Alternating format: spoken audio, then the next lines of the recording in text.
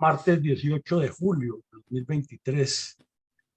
Jornada matutina de la Fundación Excelencia, Liderazgo y Transformación. Nos reunimos como todos los días de lunes a viernes con el fin de reconstruir algún episodio trascendental de la memoria histórica aún no contada del conflicto armado en Colombia.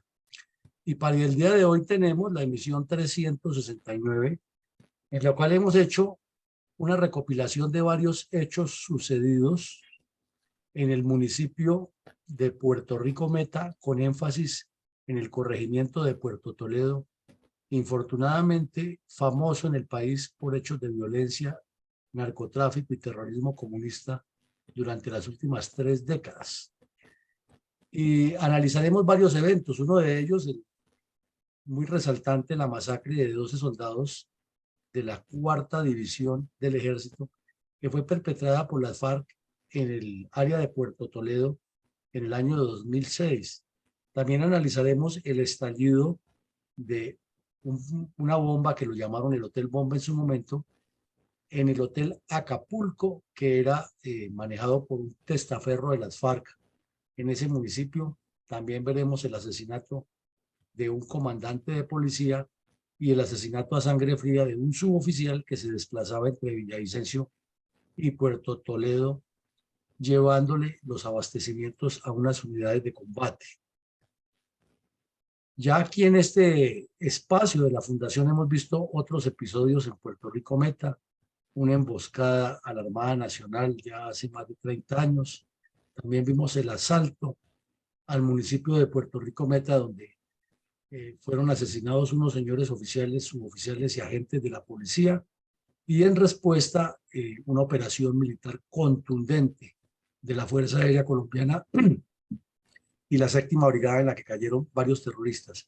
Pero durante esos espacios, durante esos periodos, ha habido en Puerto Rico Meta una cantidad innumerable de hechos criminales cometidos por las FARC que pasan casi siempre desapercibidos o como noticias de segundo plano en los medios de comunicación, pero que al revisarlos a la fecha de hoy, julio 18 de 2023, a pesar del pacto FARC-Santos, ahí siguen los terroristas de las FARC secuestrando, asesinando, reclutando, traficando coca y cometiendo miles de delitos contra la población civil, sin que esto haya quedado registrado como es o como debería ser en el informe de la supuesta Comisión de la Verdad. Adelante, mi coronel.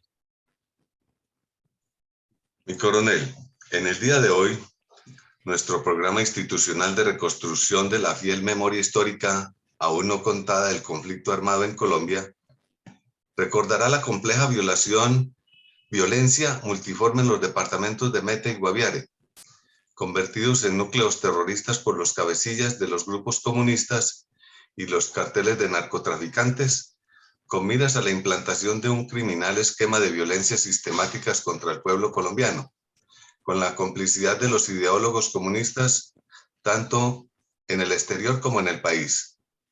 ¿De qué manera nuestra fundación resalta la memoria de las víctimas de este narcoterrorismo comunista contra Colombia, y en este caso los antecedentes de seguridad que confluyeron en la masacre de 12 soldados de la 4ª División del Ejército con la explosión de un hotel bomba entre los años 2005 y 2006 perpetrados por la FARC en el municipio de Puerto Rico?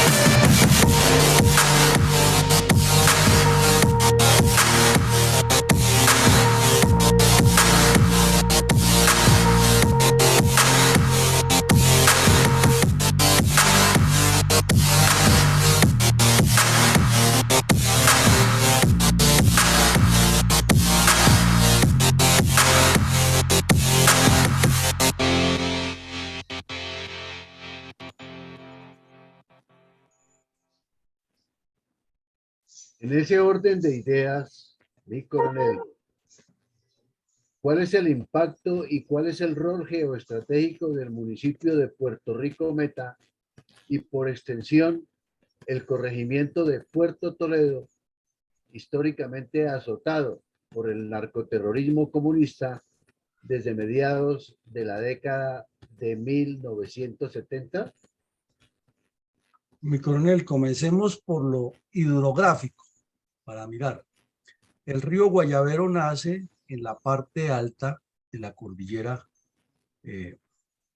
oriental, digamos en el sector rural del municipio de Uribe Meta, y desciende paralelo con la serranía de la Macarena, luego hace un giro, llega al municipio de la Macarena, al área urbana del municipio de la Macarena, y se extiende hacia el oriente hasta encontrarse con el río Ariari, y ahí forman el río Guaviare, y va a salir más adelante a la Amazonía. Esto quiere decir que en el sector de Puerto Rico Meta confluyen unos accidentes naturales demasiado importantes de la geografía colombiana y de lo que tiene que ver con el desarrollo de la región por múltiples razones. Como vemos, el piedemonte llanero comienza a volverse cada vez más plano, más plano, más plano, y al llegar a Puerto Rico Meta prácticamente es en plano, o sea, territorio que se puede decir que ya es llano. Y está atravesado también por la única carretera que une a Villavicencio con la ciudad de Calamar, con el municipio de Calamar. Pasa por el Retorno, La Libertad y San José del Guaviare. Quiere decir que esa ubicación geográfica de este municipio es fundamental para el desarrollo de la región. Pero además notamos que al occidente del municipio de Puerto Rico Meta está la formación independiente cordillerana de la Serranía de la Macarena, y que entre esos dos espacios hay muchos cursos de agua y mucho terreno amplio y apto para la agricultura y para la ganadería. Sin embargo, al mirar sus límites y su cercanía, está limitando por el occidente con el municipio de Vistahermosa. Dicho de otra manera, entre Puerto Rico y la Serranía de la Macarena se interpone el territorio de Vistahermosa, que lo veíamos ayer, muy importante, y es un territorio que es atravesado por muchos cursos de agua y por varios, y está dividido en varios caseríos muy conocidos en la historia del conflicto armado en Colombia. De hecho, el Mono Jojoy murió allí en Vistahermosa, y está el corregimiento de Piñalito, en el que históricamente las FARC han controlado parte del narcotráfico de esta región. Ahora, hacia el noroccidente, el municipio limita prácticamente con San Juan de Arama. Lo único que se lo interrumpe es un tramo del territorio de Puerto Lleras Metra, que es otro municipio afectado por la violencia. Entonces, como vemos, ya tiene una connotación interesante dentro del esquema general que ya hemos explicado muchas veces del departamento del Meta. Ponemos aquí el puntero láser, que queda en todo el centro del país y articula todas las regiones colombianas prácticamente, con excepción de las dos costas, de las dos mares, pero articula lo que es la Amazonía, la Orinoquía y la zona andina. Es decir, que el departamento del Meta está uniendo al país continental por todos sus 4 puntos cardinales, que es atravesado en 45 grados por la cordillera oriental y que limita hacia el oriente con las llanuras que salen a Venezuela y hacia el sur con la selva amazónica. Ya lo hemos dicho en otros eventos, es un departamento que está dividido en 6 subregiones. La más grande es la del Ariari, que se divide a su vez en 3, se subdivide en Alto Ariari, Ariari Medio y Bajo Ariari, históricamente muy conocido desde la época de la violencia tripartidista, liberal, conservador y comunista, por muchos eventos que sucedieron allí relacionados con estos conflictos armados. Y también tiene al occidente, lo mencionábamos ayer y lo repetimos hoy, la subregión de Macarena, que deriva su nombre de la Serranía Independiente de la Macarena, del municipio de la Macarena y de municipios como los que estamos describiendo hoy. Y al oriente tiene una zona bastante grande que es limítrofe con el río Meta y se llama así, río Meta. Y la parte más industrializada, más desarrollada está al norte, con la subregión que se llama Capital Cordillera.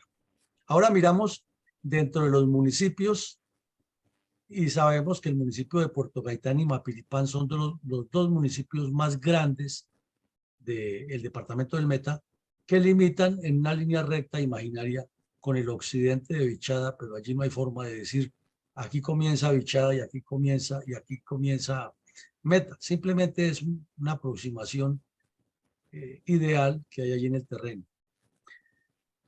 Vemos también que el municipio de San Martín, que es famoso por su ganadería, ocupa todo el centro del llano y que si se le mira por todos los vectores que lo rodean, es fácilmente afectable por el terrorismo comunista que viene desde el sur del departamento del Guaviare y pasa por Puerto Concordia, Puerto Rico, y en Puerto Rico por su corregimiento Puerto Toledo, que decimos es muy conocido por la violencia. También tiene como característica esa formación extraña que hace el municipio de Vistahermosa para salir al río Guaviare con una muela, con una parecido a la bota caucana, la península italiana, una saliente ahí que en realidad no tiene mayor explicación y lo mismo otra línea recta, como pasa con Puerto Rico en dos de sus límites. O sea, esas líneas rectas son imaginarias en el terreno y eso no tiene una definición geográfica clara, pero para los delincuentes sí tiene mucha importancia porque se pueden mover a sus anchas sin que los controlen ni el uno ni el otro. También es muy cercano al municipio de Uribe Meta, famoso por la violencia. Entonces vemos que este municipio tiene una importancia trascendental en el departamento. Aquí lo vemos resaltado en rojo, cómo incide. Y hemos colocado este mapa hidrográfico porque es que nos demuestra la riqueza hídrica que tiene el solo departamento del Meta. Y siempre hacemos la comparación de qué tal el Estado de Israel, que es más pequeño que el departamento del Meta, con toda esta agua, con toda esa potencialidad para producir un desarrollo agropecuario importante. Nada más ver que es un departamento que tiene unos ríos importantísimos como el Guaviare, como el mismo Meta, el río Upía, que desemboca en el Meta y es un río importante que baña parte de Casanare, pero también baña parte del Meta, el limítrofe. También tiene muy conocidos el río Mananacías, muy famoso en el departamento, el río Ariari, que tiene uno de los primeros puentes grandísimos que se construyó en Colombia y que fue derribado por las FARC y llega y baña el territorio de Puerto Rico. Y una cantidad de caños muy interesantes que quienes hemos conocido el Meta profundo, no solo que hemos deleitado la vista, sino que hemos quedado asombrados, que lo llaman en algunos sectores, por ejemplo, como caño cabra o caño cafre. Y de caños no tienen nada, son unas corrientes de agua impresionantes en medio de la llanura o de la selva. Y tiene también el río Duda y el río Guayabero y el famoso río Lozada, donde Filofío toda su vida hizo sus actividades criminales. Aquí abajo queda el río Tunia o Mayacá, muy conocido también por la presencia de los bandidos de las FARC. Entonces, como vemos, es un departamento de una riqueza impresionante y el municipio de Puerto Rico tiene varios ríos, como vemos el Caño Cabra, el río Cafre, el río Guaviare que limita con él y el Arariari que lo atraviesa. Es decir, que es un municipio de una potencialidad agropecuaria que no nos hemos dado cuenta los colombianos. Y todo lo que se puede hacer con el agua, hoy que el mundo está necesitando agua y a Colombia le sobra agua como le sobra violencia en este municipio. Ahora, como casi todos los hechos que vamos a hablar hoy ocurren en Puerto Toledo, veamos qué es lo que ocurre allá. A Puerto Toledo lo une el río, o mejor, lo une un puente sobre el río Ariari, que es un puente que ha requerido muchos mantenimientos porque es un puente colgante, pero no hay los recursos y no ha habido el interés del gobierno nacional como en otros países por mantenerlo. El solo hecho de que los arriostramientos inferiores estén aquí enmontados indica que se pueden oxidar todas esas jarcias que tiene y no hay forma de hacer el mantenimiento. Todo eso va afectando y demuestra el abandono que está en nuestras regiones. Pero las carreteras son increíbles, que un municipio con tanta riqueza, con tanta potencialidad, y estemos en estas riquezas, y como gran logro, el departamento con esta caravana de funcionarios oficiales va y le muestra al país que hicieron un terraplén y que ese terraplén mejoró la carretera. Pues, no nos engañemos que esto sin una capa de rodadura, con cinta asfáltica y con una buena construcción y un mantenimiento en una zona tan lluviosa, porque parte de esa riqueza hídrica es la cantidad de lluvias que caen en el llano. Quiere decir que aquí inauguran este terraplén y a los 2 días ya las corrientes de agua han destruido parte del terraplén.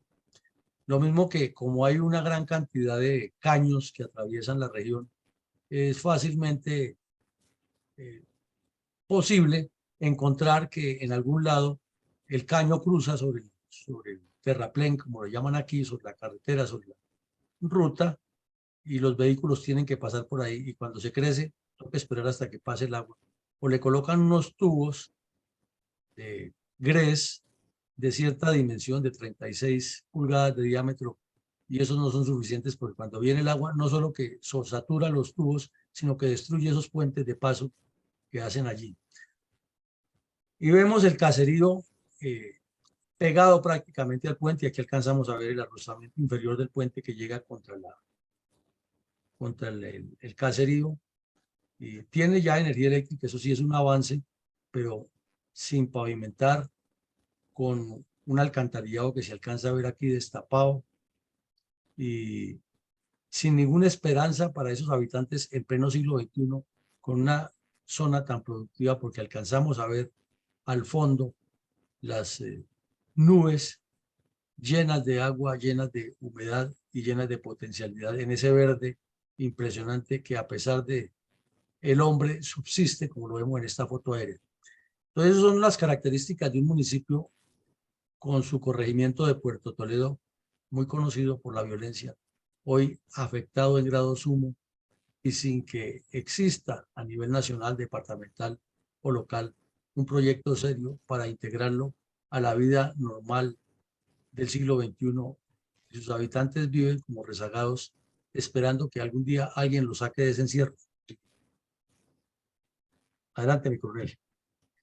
Coronel, ¿quiénes son los responsables políticos y los autores intelectuales y materiales de la masacre de 12 soldados del ejército con la explosión de un hotel bomba y otras atrocidades en el lapso del año 2005 al 2006, perpetrados por narcoterroristas de las FARC en el municipio de Puerto Rico? Pues, mi coronel, comencemos por decir que hace poco el señor Álvaro Leiva Durán, canciller de Colombia, le pidió a la ONU que se investigue el, entre comillas, entrampamiento que le hicieron a Jesús Santrich, porque según el señor Leiva, Santrich fue engañado y se le inventó un falso cargo, y la fiscalía desde esa óptica le hizo un encierro y le inventó falsos cargos, lo procesó y por eso tuvo que irse a vivir a Venezuela. Los documentos que se le han encontrado a la segunda Marquetalia dicen todo lo contrario. El expediente que le adelantó la fiscalía, desde luego, que también dice lo contrario. Pero el señor Leiva, haciéndole un mandado a las FARC, está diciendo lo contrario y hasta utiliza su cargo oficial y el Estado para mentir de manera cínica y tergiversar la verdad. ¿Por qué decimos eso? Porque es que resulta que el señor Santrich, cuando llegó a Venezuela, con el primero que se reunió fue con este delincuente, con John 40. ¿Y qué tiene que ver John 40 en esto? Pues que él era el brazo directo, el brazo derecho, la mano derecha del Mono Jojoy, tan pronto fue eliminado el Negro Acacio, y eso ya lo hemos analizado en varios programas. ¿Y a dónde va más esto? Que resulta que por la misma época que se cometió el asesinato de los soldados que veíamos ayer, de los 29 soldados, en Vista Hermosa, que es municipio vecino, como lo lo acabamos de ver en el mapa, de Puerto Rico Meta. En ese municipio de Puerto Rico, este delincuente estaba ordenando paralelamente acciones criminales. Por ejemplo, un francotirador de una de las cuadrillas de las FARC, el mismo día que asesinaron los 29 soldados en Vista Hermosa, ese mismo día, con un disparo desde la distancia, un francotirador asesinó al teniente comandante del puesto de policía por orden de estos dos criminales, de el Mono Jojoy y John 40. Entonces se pregunta uno, si el supuesto entrampamiento se le hizo al señor Santrich por narcotráfico y cuando huye de Colombia se le escapa a la justicia, se nos escapa a los colombianos y aparece en Venezuela, se une con el que más movía narcotráfico en la zona y el que más crímenes cometió al lado del Mono Jojoy contra las tropas que estaban dedicadas a la erradicación de cultivos. Entonces, ¿de qué estamos hablando ahí? ¿Cuál es el atrapamiento? O mejor, ¿cuál es la intención del señor Leiva Durán de mentir tan cínicamente y de desfigurar la verdad? Algo tiene que haber ahí, ¿no? Entonces, eso para decir que estos dos son los responsables, los autores intelectuales, pero en un contexto es que la dirigencia política colombiana, por su ignorancia manifiesta, por su apatía de entender qué es lo que quieren las FARC y cómo es que lo hacen, no ha tomado las medidas propias para que esos delincuentes sean ubicados en la historia como lo que son terroristas, asesinos y destructores del país. Adelante, mi coronel. Mi coronel, ¿cuáles antecedentes tácticos podríamos destacar de la masacre de 12 soldados de la 4ª División del Ejército, la explosión de un hotel bomba y otras atrocidades en el lapso 2005-2006, perpetradas por narcoterroristas del bloque oriental de las FARC en las zonas urbana y rural del municipio de Puerto Rico Meta? Mi coronel, para entender mejor estos antecedentes y por qué ocurre eso, recordemos que estamos hablando del año 2005-2006, que es el último año del periodo presidencial del señor Uribe Vélez. Recordemos también que, faltando más o menos un año, el señor Uribe movió toda su artillería política para promover su reelección. Hubo el cambio constitucional del momento. Se consiguió el famoso escándalo de Teodolindo y la yidis política, pero al fin fue reelegido y fue reelegido con una mayoría abrumadora. En primera vuelta, de una vez, el representante del Partido Comunista y de la izquierda en general quedó muy golpeado. Fue una derrota humillante. Eso fue en mayo de 2006. Uribe ganó por una ventaja supremamente impactante la reelección. ¿Y a qué nos referimos ahí? Que en el último año de la reelección o del proceso para la reelección, el presidente Uribe incrementó muchísimo un programa que llamaba Familias en Acción, que era dar unos subsidios a los campesinos, e incrementó la erradicación manual, e incrementó también la erradicación por aspersión, fue paralela, incrementó la presencia internacional de Colombia en la lucha contra el narcotráfico, tuvo una relación muy cercana con Estados Unidos y la CIA y la DEA, sobre todo la DEA, le prestaron mucho apoyo. Por su parte, las FARC tenían el juguete en la mano para manipular el país, que eran los secuestrados. Entonces, en ese tira y afloje que no se dio a ninguno de los dos, naturalmente el gobierno nacional tenía que cumplir con su deber. Los terroristas de las FARC desataron unas oleadas criminales en todo el país. Y como en esta región del Ariari se había hecho, el Ariari y la Macarena, se había hecho la mayor expresión de la erradicación manual y se contrataba a muchas personas, comenzó a suceder lo que hablábamos ayer, los asesinatos con minas antipersona y con tiradores emboscados, francotiradores contra los integrantes de la fuerza pública y los campesinos que erradicaban los cultivos. Yendo más atrás y tomando como uno de los tantos puntos de referencia, hablemos que en el año 99 hubo un ataque terrorista masivo contra esta ciudad. Aquí tuvimos a unas señoras de la Policía Nacional que nos contaron el drama de sus esposos asesinados allá. También después vimos en específico cómo fue el ataque demoledor y recordamos que hablábamos de la acción propagandística del presidente Pastrana, que se apareció allá saludando a un niño que estaba herido y pasando por todos los sitios como si estuviera en campaña política y no viendo el drama del daño que le estaban haciendo las FARC. Mientras tanto, en el Caguán, sus representantes arrodillados ante los bandidos de las FARC. En el año 2005, en el mes de febrero, ocurrió un caso insólito que ya lo vamos a ver en detalle más adelante, que fue el estallido de una bomba dentro de un hotel que los medios de comunicación lo titularon como el Hotel Bomba del 2005 en Puerto Rico Meta. También ocurrió el asesinato de un suboficial, cabo tercero, muchacho muy joven, que tenía 21 años, 22 años, que lo han encargado de hacer el transporte de una gran cantidad de víveres y elementos de soporte para una unidad de contraguerrillas que estaba en Puerto Toledo. Él venía desde Villavicencio, atravesó la zona urbana de Puerto Rico y siguió hacia Puerto Toledo, que como ya dijimos es un caserío. Y en el camino los bandidos de las FARC lo asesinaron miserablemente, como si a una persona que va desarmada llevando el transporte de economía, como dicen ellos, fuera un objetivo de guerra. También a finales del año, un teniente de la policía que estaba de comandante del puesto fue asesinado con un francotirador desde la distancia. Para ese momento, en solo fumigación en el área de Puerto Rico y aledaños, el gobierno nacional reportó cifras importantes de 14.000 hectáreas de coca destruidas, más las que se destruyeron manualmente, que desde luego es una cifra muy inferior, porque una cosa es aspersar cuando un avión pasa, va, viene y destruye muchas matas de coca. En cambio, manualmente es una por una.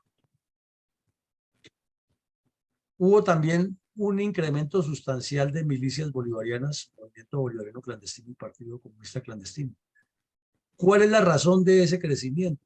Ya la hemos dicho aquí varias veces, que en la medida que la estrategia de seguridad democrática fue avanzando en intensidad y en efectividad, las FARC se fueron replegando desde Cundinamarca hacia el Meta y hacia el Guaviare. Entonces, como había que crear un escenario mucho más sólido del que ya tenían, la instrucción de los cabecillas de Tiro Fijo y de Ogoy, de Alfonso Cano, los que estaban en ese momento a la dirección de las FARC, es que las cuadrillas volvieran a la guerra de guerrillas y para eso era necesario que se incrementaran esos tres escenarios, o esas tres estructuras, que son las que le dan más fortaleza a la guerrilla. En especial el Partido Comunista Clandestino, que estaba haciendo un trabajo suburbano y urbano a nivel nacional con el fin de manejar lo que ellos llaman la guerra jurídica. O sea, exagerar, inflar datos, inventar testigos falsos, voltear testimonios en la justicia para que toda acción militar que se haga inmediatamente sea señalada como una violación a derechos humanos. Y si miramos los archivos, efectivamente encontramos en Internet muchos archivos de denuncias calculadas que nunca prosperaron para nada, porque no tenían cómo prosperar, pero sí están ahí, que el ejército le ha cometido tal cosa, que la policía, que en el ataque aéreo, pero eso era un manejo estratégico calculado. El reclutamiento de campesinos e indígenas se incrementó por la instrucción que estamos viendo de fortalecer estas estructuras y de pasar a la guerra de guerrillas sin volver a hacer esas acciones masivas, porque durante los primeros 4 años del gobierno Uribe, mediante el Plan Colombia y mediante la readecuación estratégica que hicieron las fuerzas militares, se adquirió una capacidad de poder aéreo con fuego aerotáctico, aeroterrestre, que cambió la dinámica del conflicto y obligó a los bandidos a retroceder a sus retaguardias estratégicas y a perder la iniciativa en terreno. Y ya lo dirigimos al inicio, el as que tenían las FARC bajo la manga era la liberación de los secuestrados, en especial de los 3 contratistas norteamericanos, de la señora Clara Rojas y de la señora Ingrid Betancourt, quien de remate, como ya lo hemos reiterado varias veces, se convirtió en el dolor de cabeza para el Estado colombiano, porque la mamá viajaba por todo el mundo, acompañada de la señora Piedad Córdoba, despotricando del gobierno uno de las FARC.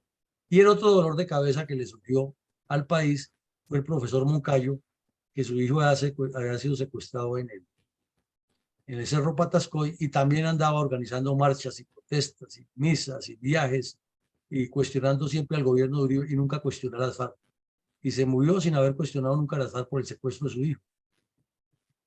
Murió hace un par de años, pero nunca cuestionaron a las FARC. Y había mucha gente que se prestaba para ese show. Apareció una señora Marlene Orjuela, que no tenía ninguna persona secuestrada por las FARC, y al día de hoy sigue siendo la supuesta mediadora de los secuestros de los soldados, policías. Ella sí tuvo un familiar secuestrado, pero fue mucho antes de que estos hechos ocurrieran. Entonces vemos que hay una cantidad de antecedentes que no se pueden separar de lo que es táctico, de cuál era la intención, por qué ocurren las cosas, que es lo más importante que queremos dejar aquí y que no se menciona en un informe que supuestamente dice la verdad. Adelante, mi coronel. Coronel, ¿cómo informó el diario El Tiempo la explosión de una trampa explosiva de alto poder en el Hotel Acapulco del testaferro narcoterrorista Jenner García Molina, alias John 40, en hechos ocurridos el 21 de febrero del 2005 en el municipio de Puerto Rico? Pues el periódico El Tiempo publicó en primera instancia una información muy escueta, en la cual dijo que 5 personas muertas, entre ellos 3 militares y 2 ciudadanos civiles, un teniente era uno de los muertos, y un niño, un menor de edad de 3 añitos, fallecieron durante la explosión de un hotel bomba en el corregimiento de Puerto Toledo, en Puerto Rico, que queda más o menos a 4 o 5 horas de Villavicencio. Y hacen una descripción, dicen que ese hecho ocurrió a las 4 de la tarde, cuando los militares patrullaban por el Hotel Acapulco, que está dentro de un caserío de 100 viviendas. Pues uno se pone a pensar, un caserío de 100 viviendas para tener un hotel es como raro, ¿no? Y un caserío como acabamos de ver con las calles destapadas y abandonadas. Pues el periódico El Tiempo no lo dice aquí, pero la información que había y que se probó es que era de las FARC y que tenían sus testaferros, como tuvieron muchas propiedades. En esa época, el Plan Colombia y la coordinación interinstitucional, que la hemos mencionado también varias veces, con la Fiscalía y otros organismos, permitieron bloquearle finanzas a las FARC. Entonces, ocurrió esa explosión porque se estaba allanando el sitio, que se tenía aquí información de este bandido, y cuando los soldados estaban adentro haciendo el registro, activaron la carga con el fin de asesinarlos a todos los que estaban allí. Algo parecido a lo que hicieron en Villa Magdalena 2 años antes. Ese atentado fue ordenado por John 40, el que ahora, según el señor Leiva, vive en Venezuela porque los entrampamientos que le hace la justicia son atroces contra los dignos luchadores de las FARC. Los heridos fueron transportados a Villavicencio. Un niño de 3 años quedó con fracturas en sus piernas. Imagínense, de sus 3 años quedó ya inhabilitado gracias a la lucha revolucionaria de las FARC. Y también describe que este municipio o este corregimiento queda en la región del Ariari, dentro del municipio de Puerto Rico. Y como ya lo decíamos en la explicación inicial, que es una zona de bastante conflicto en el triángulo Puerto Rico, Puerto Lleras y Vistahermosa. En realidad la información que trae El Tiempo es muy lacónica, pero es que han ocurrido tantos casos en Colombia que algunos, los medios de comunicación no los publican. Afortunadamente los podemos rescatar todavía de medios que los publicaron en su momento y se pueden poner a la luz pública. Adelante, mi coronel. ¿Cómo describió el portal Resistencia Democrática la explosión de una trampa explosiva de alto poder en el Hotel Acapulco, manejado por testaferros del narcoterrorista Jenner García Molina, alias John 40, en hechos ocurridos el 21 de febrero de 2005 en el área urbana, del municipio de Puerto Rico Meta? Bueno, mi coronel, las solas fotos impactan demasiado, ¿no? Vemos cómo quedó el hotel destruido completamente. O sea, sí fue un hotel bomba. No era una trampa cualquiera, era una carga de dinamita impresionante, explosivos. Los vehículos que estaban al lado como quedaron destruidos y las casas de alrededor. Y aquí los soldados ayudando a sacar. Se alcanza a ver el logo de RCN de la filmación.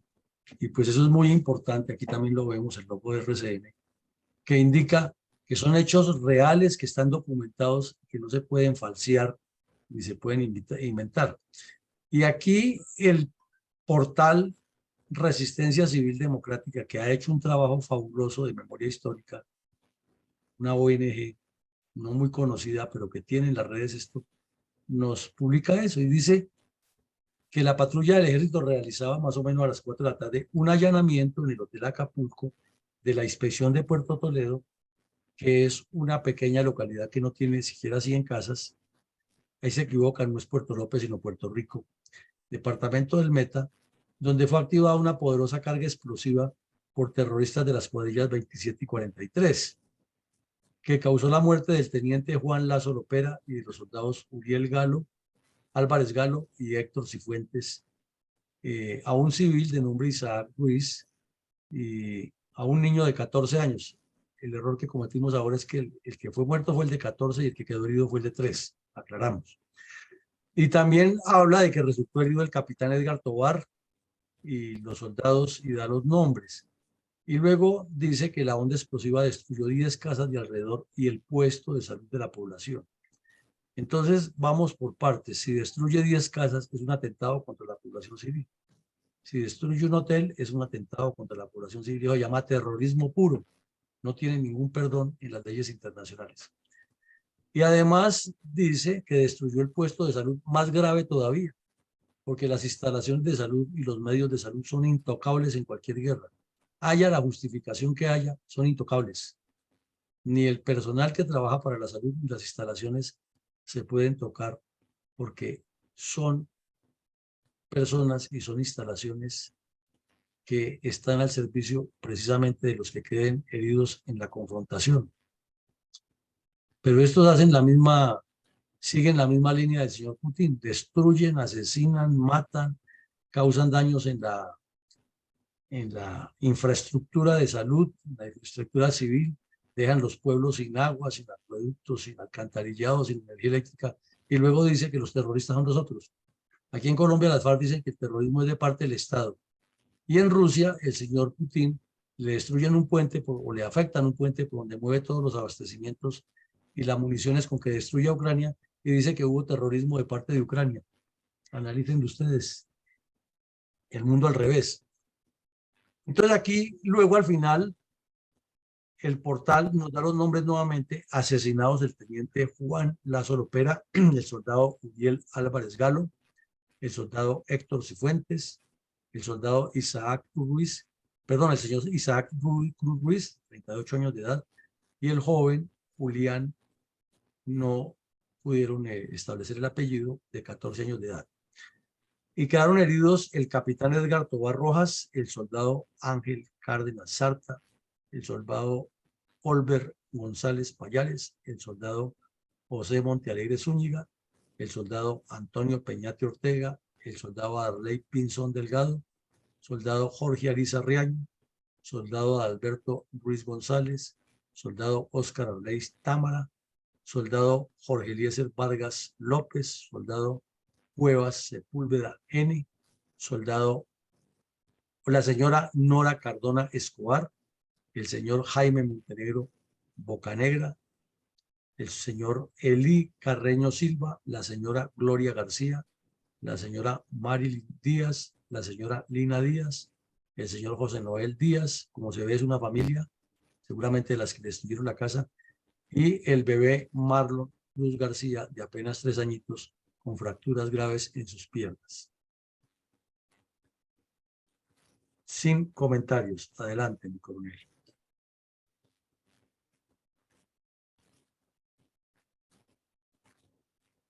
Coronel, por favor, escuchemos con reverencia y respeto por las almas de los militares asesinados en la masacre de 12 soldados de la cuarta división del ejército, explosión de un hotel bomba y otras atrocidades en el lapso 2005-2006 perpetradas por narcoterroristas del bloque oriental de las FARC en las zonas urbana y rural del municipio de Puerto Rico Meta.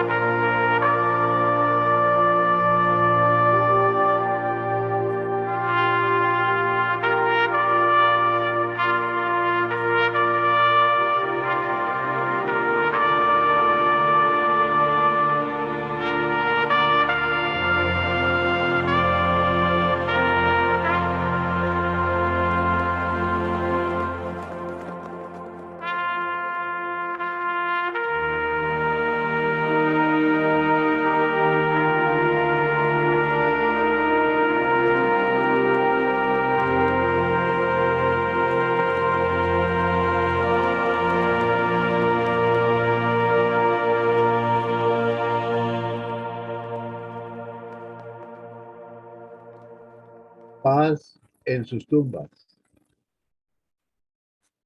Mi coronel, ¿cuáles fueron los resultados operacionales de la cuarta división del ejército contra las cuadrillas de las FARC en las regiones de la Macarena y el Bajo Ariare una semana después de la explosión de un hotel bomba en la zona urbana del municipio de Puerto Rico Meta?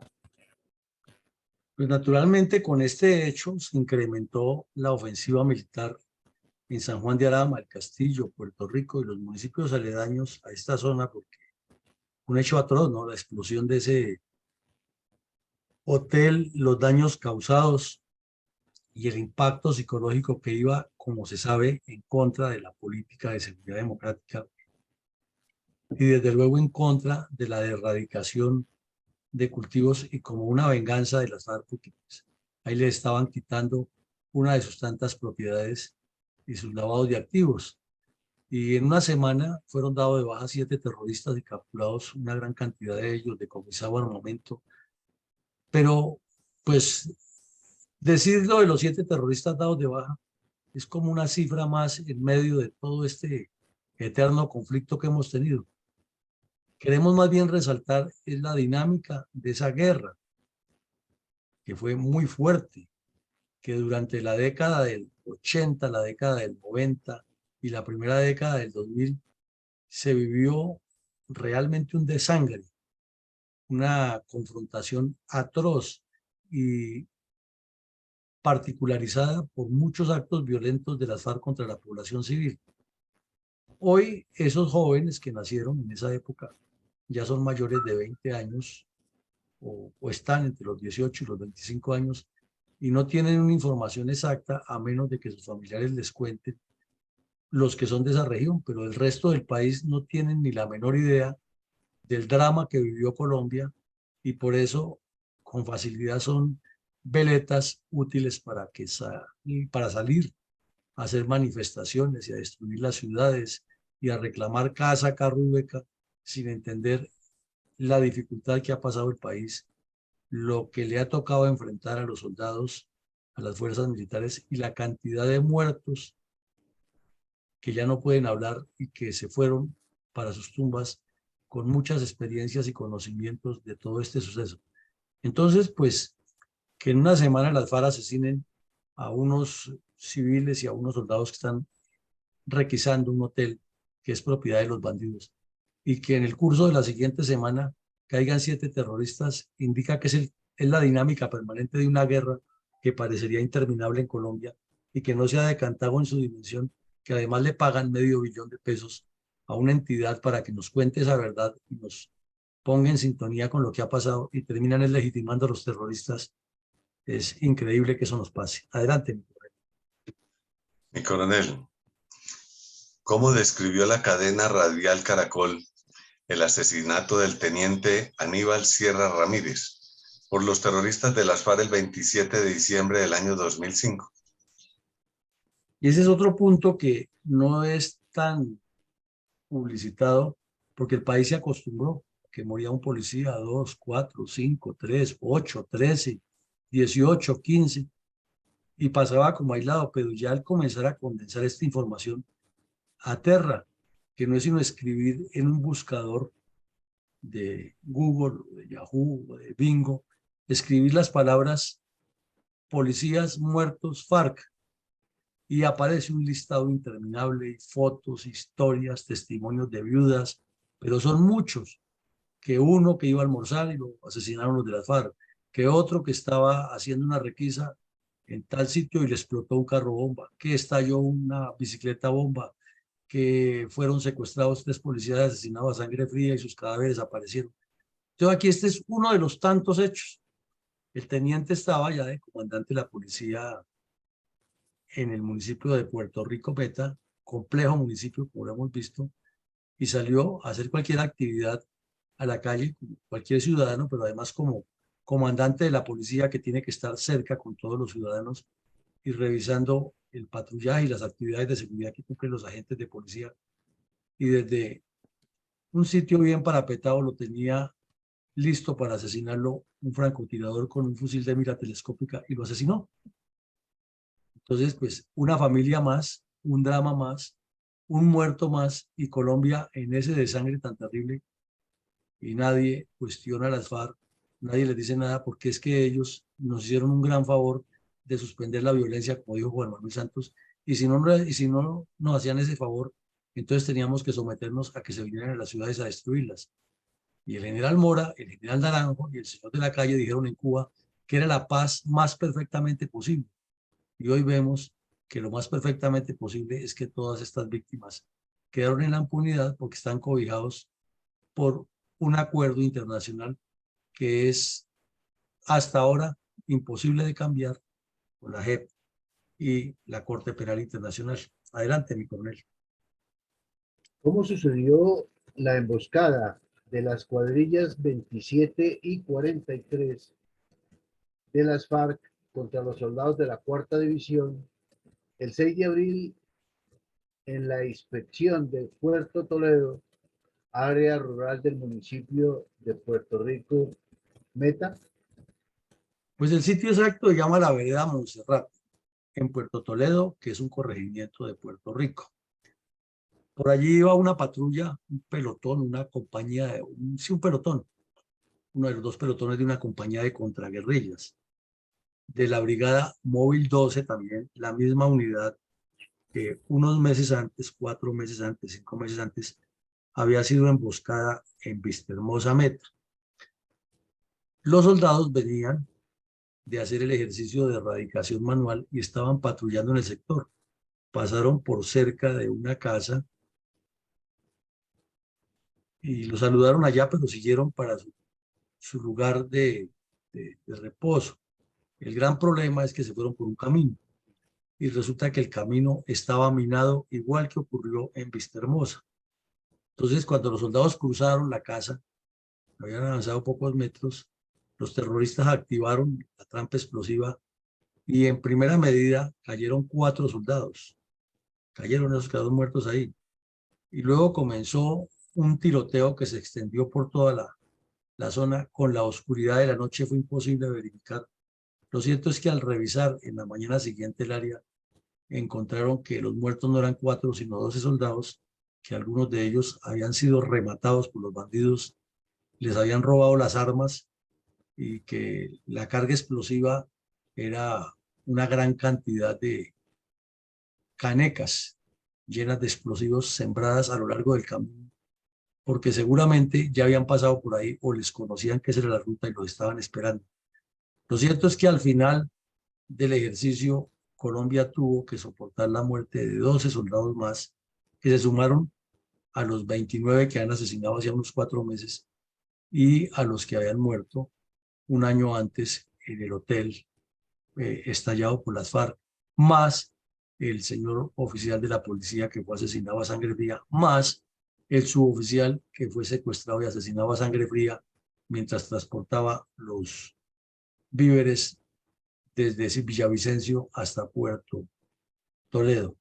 Es una sumatoria de crímenes que no tienen ningún perdón y que no tiene ningún perdón el señor Álvaro Leiva Durán diciendo que a Santrich le hicieron un entrampamiento cuando iba a Venezuela a reunirse con el asesino que ordenó todos estos crímenes porque le estaban afectando sus cultivos de coca y sus negocios de narcotráfico. Nos referimos a John 40. Ahora, pues aquí el periódico El Tiempo publica los nombres. El cabo segundo, Alexander Ortiz García, un muchacho muy joven, debe tener un cabo segundo, no pasa de 23, 24 años de edad. Y los nombres de los soldados: Rodrigo Josa, Otavo, Víctor Yuco Rivas, Aldúvar León López, Jorman Lozano, Adrián Jaramillo Rendón, Freddy Isa Hernández, Wilson Jojoa Turillo, Alexander Imbacuán Narváez, Wilson Jaramillo Echeverry, Elber Zúñiga Cubides y Medardo Zapata Velázquez. Por los apellidos de los soldados nos damos cuenta que hay algunos de ascendencia indígena, tal vez del sector del Cauca o de Nariño, otros por los apellidos de ascendencia paisa y otros apellidos más comunes en distintas regiones del país, pero todos personas muy humildes que entraban a esas brigadas móviles a trabajar defendiendo a Colombia y para poder casi todos pensando en construirle una vivienda digna a su señora madre. Esto tampoco nos lo cuentan en el informe La Verdad, que dice supuestamente la verdad. Entonces, por eso siempre decimos cuál es la verdad que cuentan ahí. Y ese mismo día, como notamos, son ofensivas planeadas a nivel nacional en el área rural del Valle del Cauca. También fueron víctimas de un campo explosivo, de un campo minado. En la explosión, 16 soldados del batallón Paracé.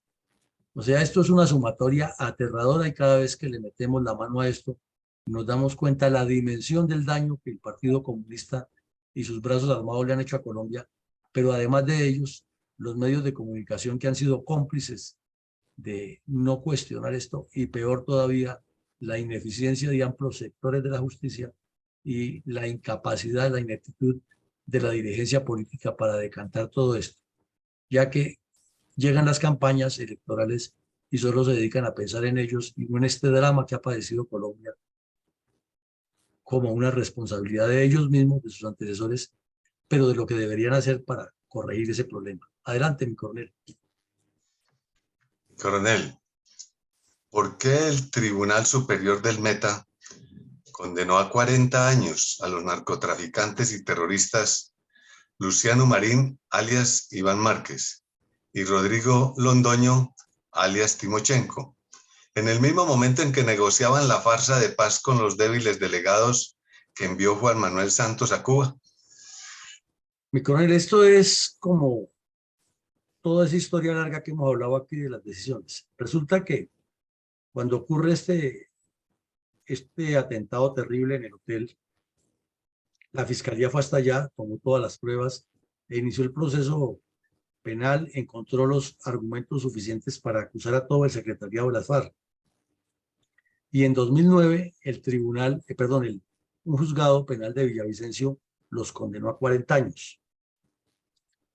Pasaron 4 años más y ya el señor Santos inició el show de La Habana con estos delincuentes. Y en ese momento estaban en La Habana los dos, Timochenko e Iván Márquez, protegidos con salvoconductos especiales por el gobierno nacional para que no se les aplicaran las órdenes de captura. Y entonces el Tribunal Superior de Villavicencio falló en segunda instancia contra estos terroristas, contra todo el secretariado de las FARC. Pero aquí la noticia se enfoca en que estos dos fueron los condenados. No, ahí estuvo también condenado Pablo Catatumbo y Tiro Fijo y el Mono Joy, aunque Tiro Fijo ya estaba muerto, pues la condena lo incluye a él. Y también acusaron en el mismo escrito al amiguis del señor Santrich, el tal General García alias John 40, a Romaña, a Jaime Aguilar, el hermano del bandido que tenía secuestrada Ingrid Betancourt, el tal César, también quedó, que era alias Dionisio Rayo, que fue el gestor de las famosas, como llaman ellos, ramplas, que son esas rampas que utilizan para lanzar los cilindros explosivos contra los cuarteles. A todos ellos los condenaron a 40 años. Y como dice ahí, fueron condenados Jojoy, Tiro Fijo, Noel Mata Guzmán, alias Efraín Guzmán, el Mono Jojoy y un tal Nacho, que era el menos conocido de todos. Pero pues ellos ya estaban fallecidos, sin embargo la sentencia los cobija a ellos. Y ese mismo día, el ejército reportó la baja de otro bandido, alias Robin. Entonces esto nos indica que es que la dinámica de la guerra ha sido impactante. ¿Y qué queremos decir con esto? Que de manera increíble a un ciudadano común y corriente le fallan un proceso en segunda instancia y se queda ahí, porque la Corte Suprema de Justicia, con tanto volumen de procesos que le llega, es selectiva. Pero curiosamente este proceso de las FARC llegó allá a ver qué pasaba, a ver si les perdonaban, quién sabe qué más, los abogados, porque eso tiene que ser un defensor el que mueve eso. Entonces uno no se explica cómo le aparece un defensor a un terrorista de estos y nadie dice nada. ¿Cuál es la ética de ese abogado? ¿O es que es de los mismos? ¿O cuánto le están pagando? ¿Qué se mueve detrás de eso? Son muchas cosas que dejan por pensar. Entonces, en síntesis, por ahora, en lo que vamos del conversatorio, a estos bandidos los condenaron a 40 años en un juzgado y un tribunal 4 años después ratificó la condena en el mismo momento en que tenían un salvoconducto especial para estar en Cuba. Adelante, mi coronel. Coronel, ¿cuál fue la decisión de la Corte Suprema en la revisión del anterior fallo? Pues resulta que en el fallo, el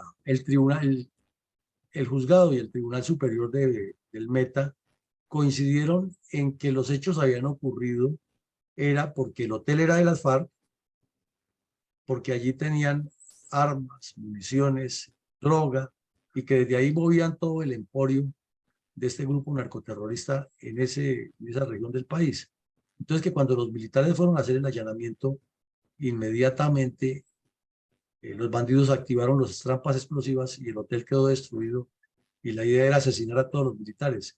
Que por esos hechos hubo unos heridos, como ya lo nombramos, y las 2 personas civiles que murieron en el hecho eran un vendedor de frutas que instalaba un puesto, un ventorrillo, como dicen en el Valle del Cauca, a esos puesticos pequeños de la gente que pone a la luz pública a vender, vendedores ambulantes que vendía frutas, y 2 menores de edad. Entre ellos, pues ya los hemos mencionado quiénes. Y también señala en ese fallo que a quienes condena y no tienen, o a quienes ratifica la condena. ¿Por qué ocurre eso? Porque, por ejemplo, Jojoy y Cano no habían muerto cuando se produjo el fallo de primera instancia en el juzgado. Entonces, como están incluidos en ese fallo, el tribunal ratifica ese fallo contra esos bandidos. Pero, ¿qué ocurre? Que cuando llega la Corte Suprema de Justicia, que es algo que no hemos podido entender cómo se selecciona ese proceso, entonces la Corte Suprema de Justicia decide confirmar la condena, pero bajarla a 31 años. Y a 31 años para estos dos, para Pablo Catatumbo e Iván Márquez, que estaban en ese momento negociando en Cuba. Entonces, vemos que pasa el tiempo y muy rápido. porque lo usual es que un proceso penal o un proceso administrativo en Colombia, en cada instancia se demore un poco de tiempo, pero el tribunal del Meta falla como en febrero, por decir algo, y en septiembre, o sea, 6, 7 meses después, ya viene el fallo de la Corte reduciéndole la condena a 31 años.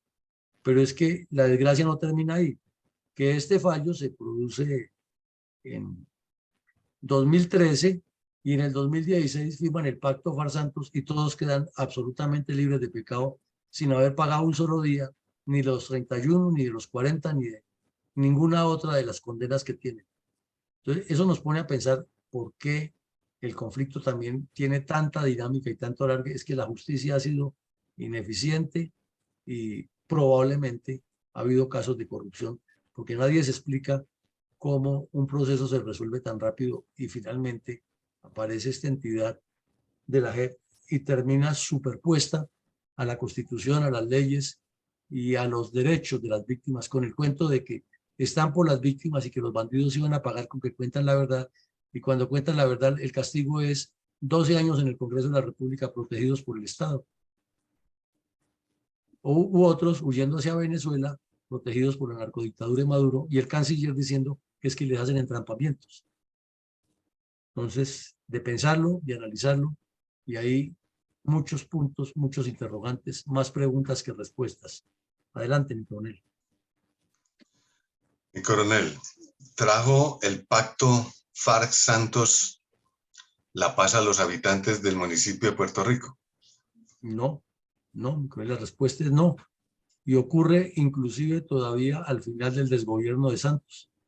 El 4 de junio de 2018, cuando le quedaban 2 meses de gobierno al señor Santos, o en el cargo, las fuerzas militares realizaron la operación Máximo 3, Máximo Tercero, en la zona rural de Puerto Rico Meta, y allí fueron dados de baja una gran cantidad de terroristas, capturados otros y decomisada una gran cantidad de material, comprobado que las supuestas disidencias de Gentil Duarte estaban más fuertes que cuando se estaba en la época de las conversaciones de paz. Entonces, una prueba más de la burla, del engaño que fue ese proceso de paz, y eso es necesario reiterarlo una vez más, no aparece por ningún lado en el supuesto informe de la verdad. Entonces volvemos a preguntar con la misma incidencia, con la misma insistencia, ¿cuál es la verdad que dice ese proceso, ese informe? De igual manera, estamos hablando aquí del 8 de julio de 2023, es decir, apenas hace una semana y media, 2 semanas. Con granada atacaron una patrulla de la policía en Puerto Rico Meta y aparece la foto del vehículo afectado y la descripción que el 7 de julio por la noche, que la radiopatrulla se movía por el área urbana del municipio cumpliendo con sus deberes y que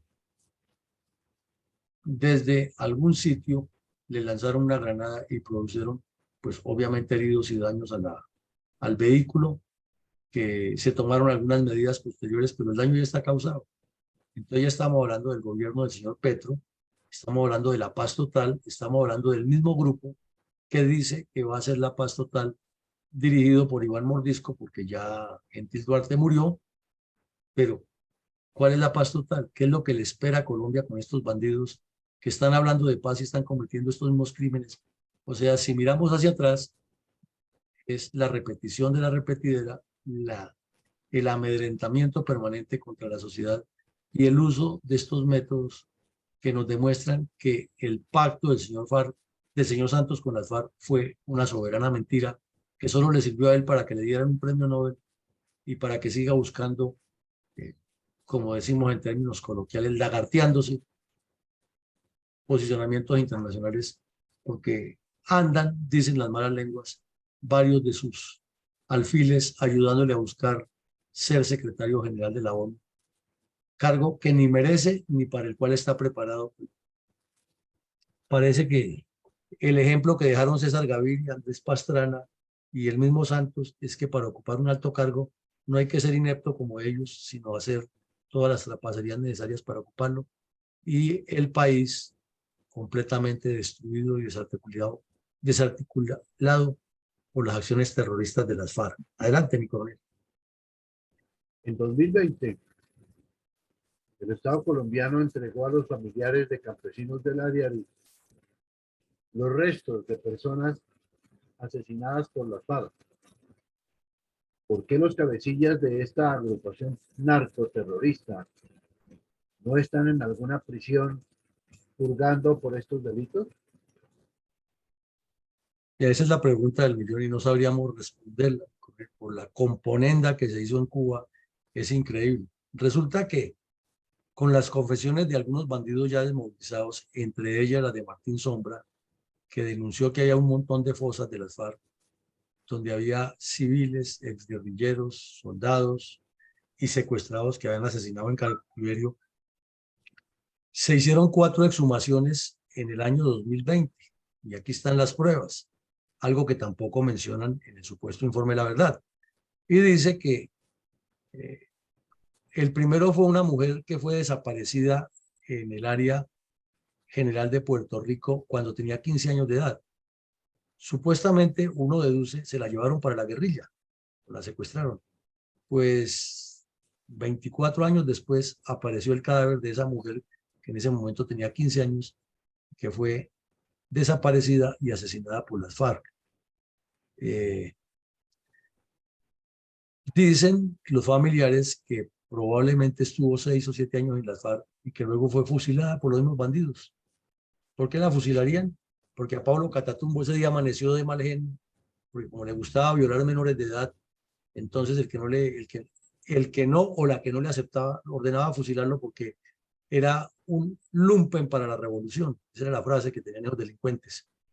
Luego dice que también encontraron a los restos de un hombre de 38 años de edad asesinado por las FARC, otro campesino de la región, que lo asesinaron porque no les cedió, porque desconfiaban de él, porque estaba en una zona que no le correspondía, por lo que fuera, porque alguien les dijo que ese no era miembro de las FARC, y eso es muy común en las regiones.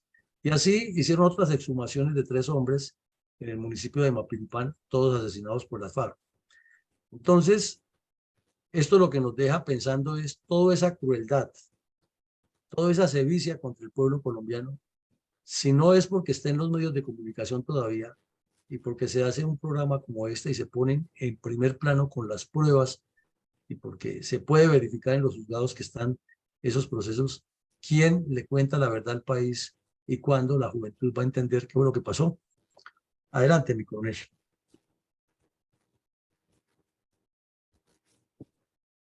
Mi coronel, ¿cómo resalta nuestra fundación el drama de los niños víctimas del narcoterrorismo comunista, empleados como sicarios del brazo armado del Partido Comunista Colombiano, en este sangriento episodio de la explosión de un hotel bomba y otras atrocidades perpetradas por las FARC en el municipio de Puerto Rico?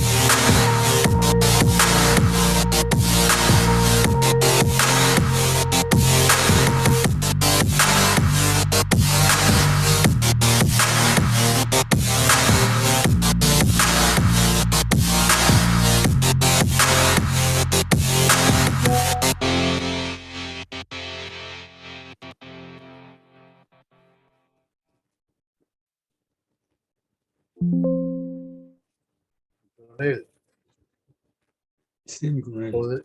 podríamos esbozar a nuestros oyentes y teleaudientes algunas reflexiones académicas en torno a la masacre de 12 soldados de la 4ª División del Ejército, la explosión de un hotel bomba y otras atrocidades en el lapso 2005-2006 perpetradas por narcoterroristas del bloque oriental de las FARC en las zonas urbana y rural del municipio de Puerto Rico Meta?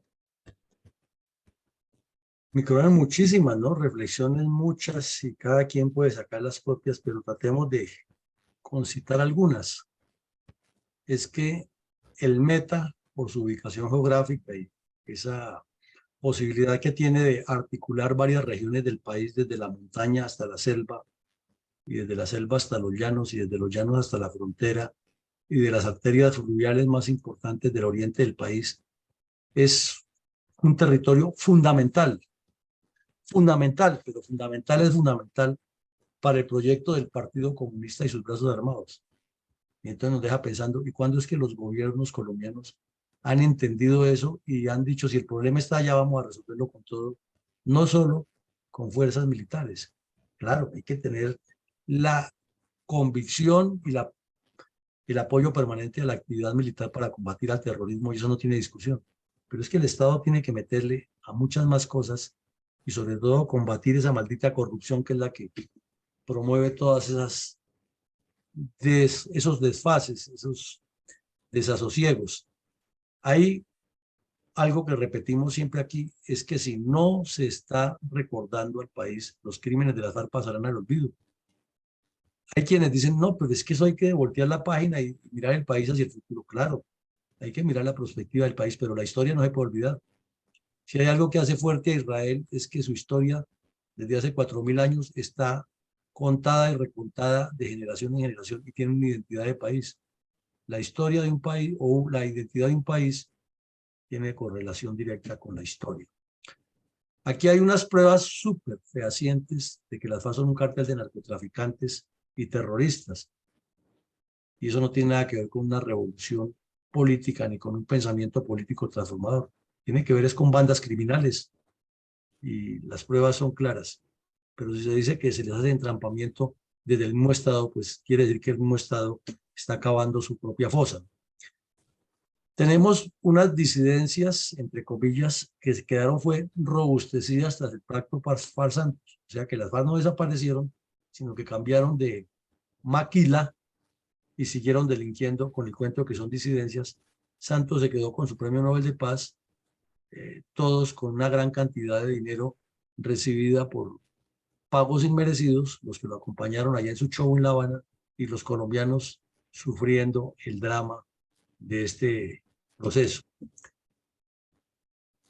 La manipulación de la liberación de los secuestrados con la complicidad de los famosos colombianos por la paz y el cuento de que ellos luchan por la paz, lo vendieron de tal manera que ya es común escuchar entre los colombianos, como siempre lo cuestiona mi coronel Saldaña aquí en estas reflexiones, es que hay que hacer la paz con los bandidos a como dé lugar, y el mismo cuento barato de siempre, es que es preferible tenerlos en el Congreso de la República sentados y no en el monte echando plomo. Pero lo que pasa es que desde el Congreso de la República tienen gente que sigue echando plomo en el monte y están destruyendo la institucionalidad y la arquitectura jurídica y la arquitectura legal de la nación. Entonces, tenerlos en el Congreso sin someter a los demás bandidos a la justicia y sin que cuenten la verdad y sin que entreguen a todas sus estructuras, lo único que se les está abriendo más espacio y dándoles más patentes de corso para que destruyan a Colombia. Una vez más, lo reiteramos, tienen una doble moral marxista-leninista, hablan de paz, de entendimiento, de solución a los problemas, pero con la JEP y con la Comisión de la Verdad, por mencionar dos estamentos, lo único que han hecho es mentirle al país, engañarle y avanzar en su proyecto revolucionario, y con el engaño jamás habrá acuerdos posibles, sino lo que habrá es prolongación de los conflictos, sea en el campo que sea, en el comercio, en la diplomacia, en la guerra, en la paz, en la política, en cualquier campo de la actividad humana. El engaño solo conduce a prolongar la conflictividad y más solucionarla. La dirigencia política nos queda absolutamente claro, ni aprendió qué es el plan estratégico de la FARC, ni le importa, porque si estamos mirando para las próximas elecciones que se avecinan en octubre, son los intereses de quién es el candidato, cómo va a ganar, cuáles son los contratos, quién le financia la campaña y cómo nos acomodamos para pasar nosotros a ser los que nos apropiamos del presupuesto y la nómina.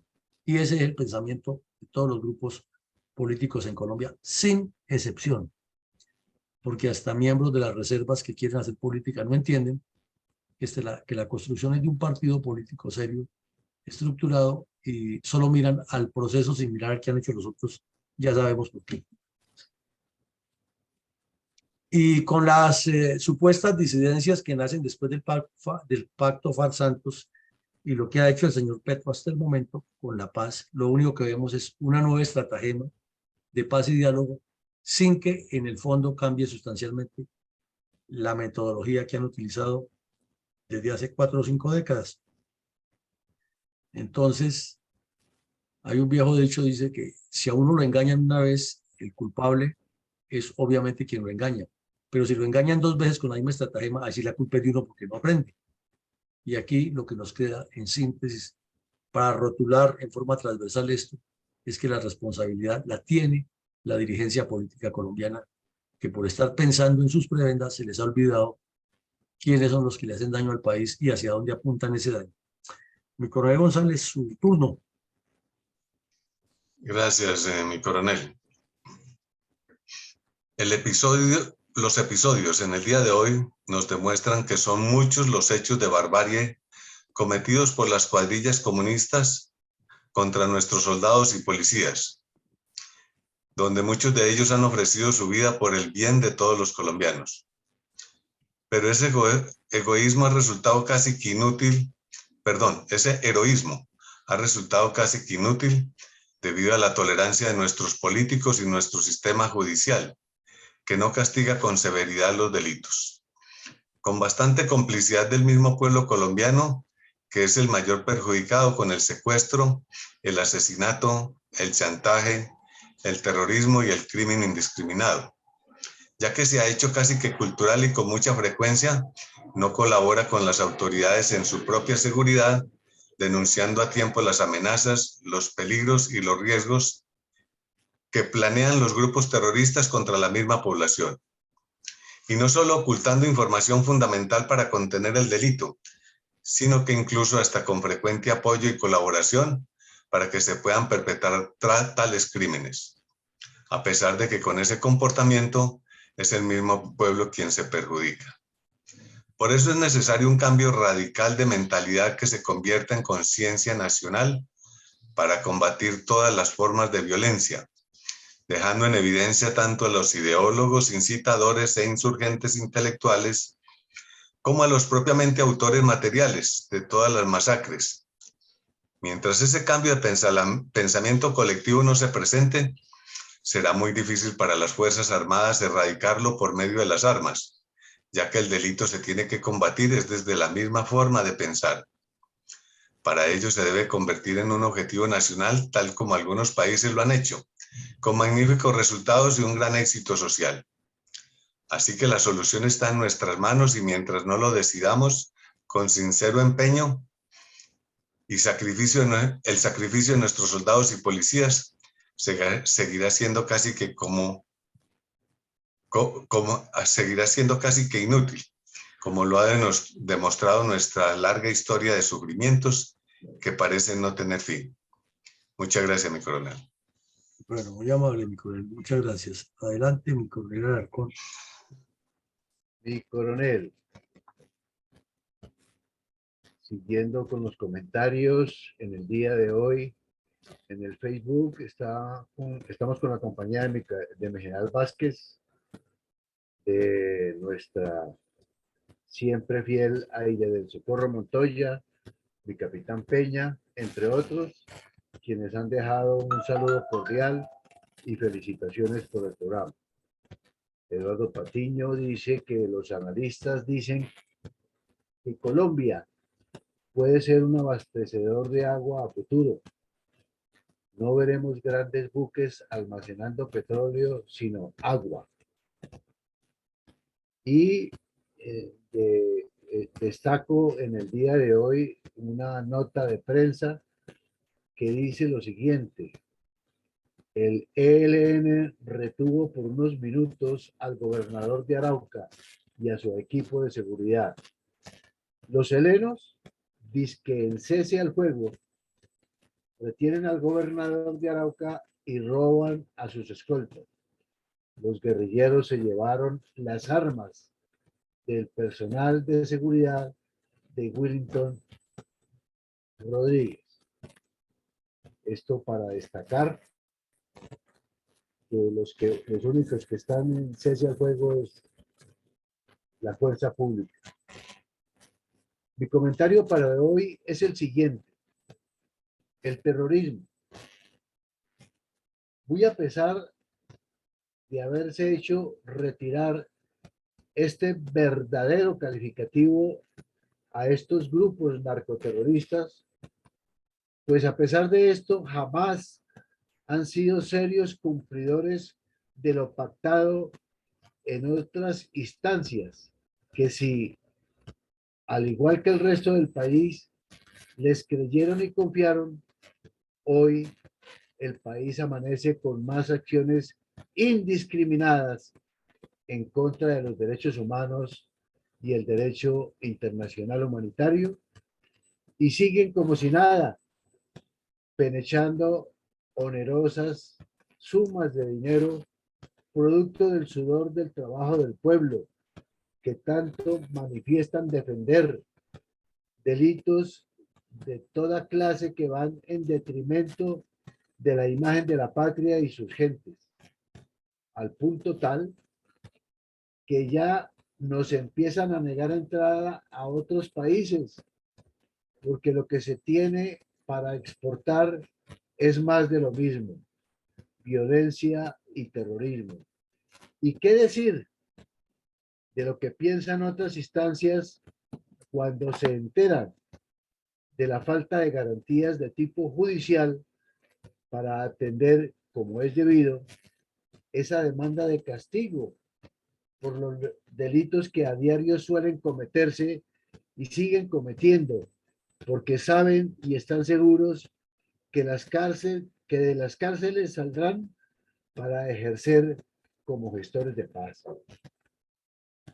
En medio de toda esta parafernalia de acontecimientos ilícitos está la fuerza pública, el Ejército Nacional, que con ingentes esfuerzos sacrifica sus vidas con el beneplácito del primer mandatario, su jefe supremo, manteniendo estas tropas con las manos atadas, con una descriteriada orden